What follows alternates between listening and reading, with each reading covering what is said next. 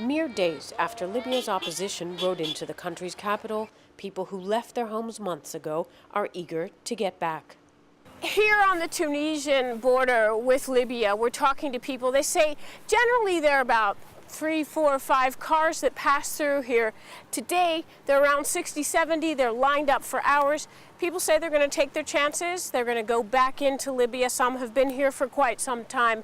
They're not concerned. They've talked to their families. Although it looks rough on the inside, they say they're going to go back over and see what it's like.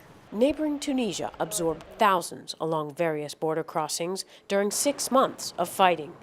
As news shifts, they're heading the other way. We are from Tripoli, but we don't really, for the past couple months, as you know, we cannot go back, but we go back to Zintan and back and forth.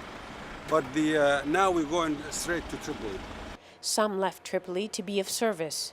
Here speaking with Dr. Ashur, he's a pediatrician from Tripoli, and he came over to Tunisia to treat children who were harmed in this uprising, children who couldn't get the treatment they needed in Tripoli. Dr. Ashur, what kind of injuries did you treat? What kind of... Just for a follow-up, to take these children to specialist doctor, to some clinic specialist, and you treat it there. What kind of wounds did you see? Some fracture, some shooting in the abdomen. I see many children.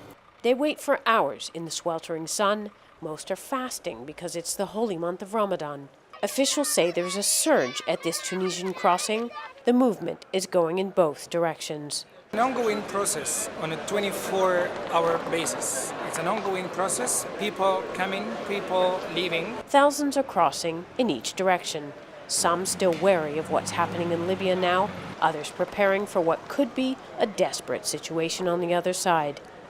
It's clear from the cars that we see here loaded down with goods, with supplies, with even petrol, that as they're saying supplies are running short inside Libya, it looks like people left with what they had, loaded up their cars and trucks, and just fled the country. Now they're taking a stab at going back. Going back to a different Libya, certainly not the same country they left months, weeks, or even days ago. Stephanie Fried, CCTV, the Libya-Tunisian border.